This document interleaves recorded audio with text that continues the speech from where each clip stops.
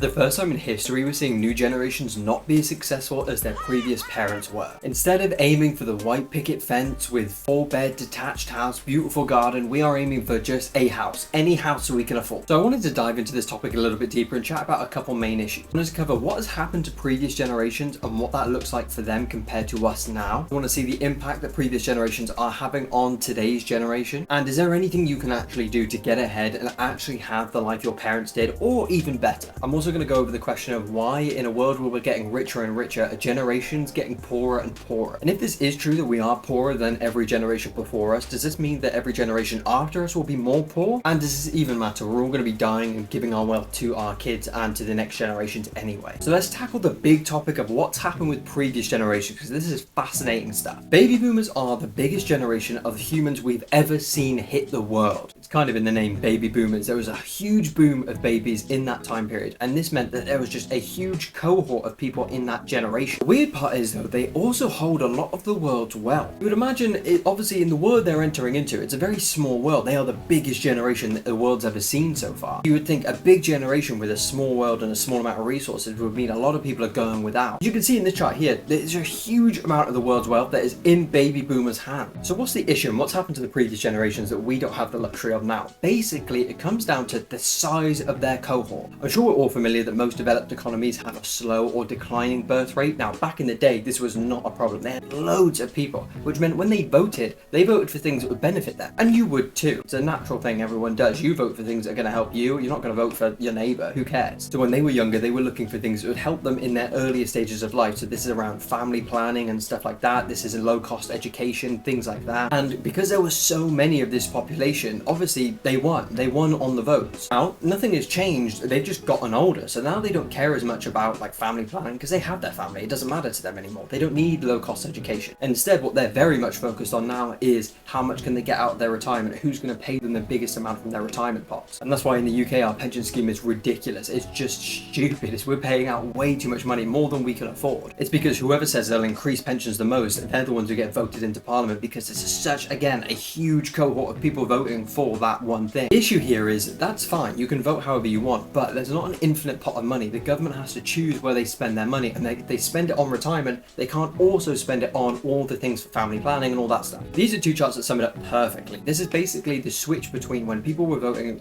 back in the day. They used to vote Conservative and Labour on if you are rich and middle class and poor, whereas now it's definitely split by age. As you can see here, younger people are much more likely to vote Labour and older people are much more likely to vote Conservative. And you got to think, having the government backing you the entire way throughout your life would be pretty nice. We won't ever experience that, but it would be really nice if everything we needed, the government would back us on. If having children was too expensive, you could ask the government to like subsidize that, and they would. That would be incredible. It would help your life out so much more. Imagine free university or free college, which is what they have. Now, for better or for worse, that has helped them get a massive leg up in building wealth. If the government is backing you the whole way, it's much easier to build wealth. And it also means if you work in the government and you don't pander to this group of people, you are basically, it's like political suicide. As you can see in this chart here, this is the breakdown currently in the US of people split by generation. If you can see, the baby boomers, who are a very old generation now, are still a massive part of this pie. You've got to keep in mind, these people are a minimum 70 years old, and they are still almost the biggest majority of people in the US. And this is the same across most developed nations. It's the same in the UK. We are an aging population. It's the same pretty much everywhere. And back in 1917, as you can see in this chart here, the split between old people and young people was very, very different. If you can see, they've also done projections out until 2044 that you can see here,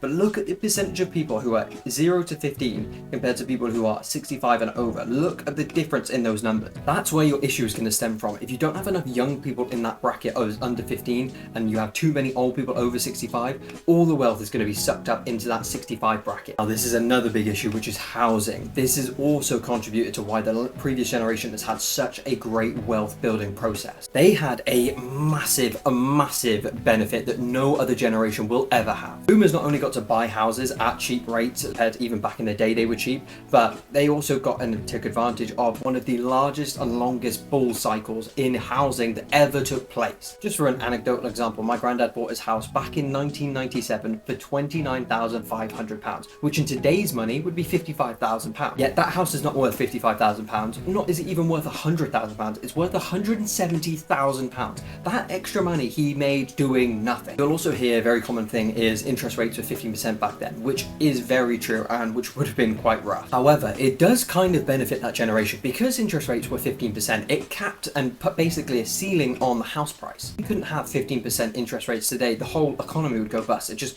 people would be out on the streets. There's no physical way. Whereas back then, because it was a 15% interest rate, there was no way you could have a house price that was too high because people wouldn't be able to afford that monthly payment. Also, if you were saving for a house at that time, it is much easier to save when your bank is giving you 10 or 15% of an interest rate. You can save for a deposit much quicker than before. The thing with a mortgage is it's not only that you're paying the interest down, you're also paying the principal down. If the principal is less, which it was back in the day, the interest on it, although high, will still be less. 2% on $100 is nothing, whereas 2% on $200,000 is much more. It's the same percentage, but it's a lot different because of the principal that you're working with. So really what they got to benefit from the most was a really small principal. Although interest rates were really high, even if you equate it for today's value and today's money and stuff, the payments they were making were not nearly as much as you would be making on your mortgage payment now with the inflated house price. But does this matter? Because when they die, that half of that pie will then just get spread to the other generations. We will see one of the greatest wealth transfers the world has ever seen. Problem with this all though is that most people don't ever see this money until it is too late. It's not going to impact people. When the baby boomers pass away, the next generation will be about 60 years old. 60-year-olds aren't making more children. They're not building the economy in many ways. Oftentimes they are at the end of their career or they've just started retirement and they'll be using that money they inherit for that retirement, which no one blames them for. You would too. The issue here is you basically just have a massive pool of money that keeps getting sent back down to 60-year-olds and then gets built up and sent back down to the next 60-year-old. And the issue with that is 60-year-olds don't make the economy go round, and 60-year-olds are not the most productive people in a society. That is your 20, 30, 40-year-olds. Those are the people who are starting families, buying houses, working jobs and working careers for a long time. It's basically the Prince Charles paradox of the entire world. And the issue with this is you're not going to fix this by voting. If you were to put in some of the things that people have proposed to try and fix this problem, would be really high estate tax and death taxes, and then that money would get sent to the government and the government could reappropriate that money to the people who are younger and need the money a little bit more. The problem is the people who would vote for that are never going to vote for that. The cost of living has also really done you over here because everything's gone up, yes, but everything goes up with inflation as it would normally. However, wages have just not gone up at the same pace, so everything is actually a lot more expensive. No matter what they say back in the day, it is more expensive today. Gen Z currently have 86% less buying power than the baby boomers did back when they were 20. If you're watching this thinking this looks pretty bleak, am I just going to be poor forever? This generation is going to have so much wealth and we're not going to see any of it.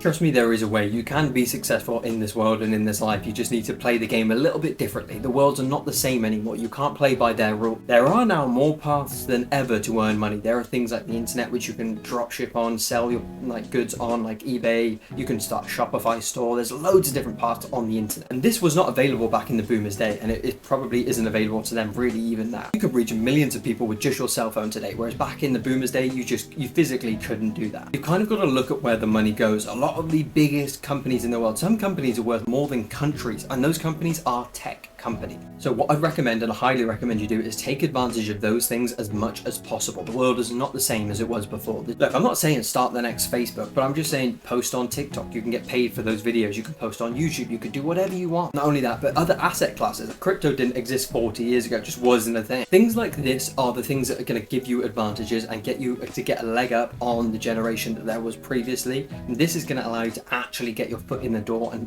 maybe buy a house or do something like that. You've got to move your thinking away from the old mantra of go to school, get a job, buy a house, blah. That worked 40, 50, 60 years ago. It does not work today. Just getting a job and working hard is not really enough of a plan. You need to have something on the side. Most people do. Or you can own nothing and be happy. I'm joking. But if you can dodge some of the typical tropes of, say like housing, if you don't have to have a house, like if you've already thought about it and you're like, I could live in a van or I could do this, you get to skip and bypass all of those problems with a house. It's not ideal, but I think that's why we're seeing so many different alternatives to housing housing, there is van life, you can live on a canal boat, you can, like live in different countries. Remote work is a thing now that wasn't ever before. In conjunction with my last point, you could work in somewhere like Thailand, which is a lower cost of living, and earn in pounds in the UK. It is 100% harder to make a living in today's world than it was back then. It's not impossible, but it is harder. And we've seen this across the board with loads of different stats. The average first-time buyer is now 35 instead of like 21. People are living at home for longer and having children later. And there may be other factors to why people aren't having children as early, but a financial one is a massive one, and this has been studied before. You will definitely be able to make it work in this world. There are so many opportunities, more so than before, but it's not going to look like the boomers generation. That's just not how your life's going to pan out. If you're looking to have a life like your parents, chances are it won't look like that. If you want to see how you can actually get ahead in this world, watch the video I did here on the first 100 grand, because this is the most important figure you need to get to. If you can get to this first 100 grand and I show you how you can do that in that video, you're going to be able to experience some of the compounding effects that the boomers actually got to experience and build up some serious real wealth. If you haven't already seen that video, watch that now. It will help you out so much.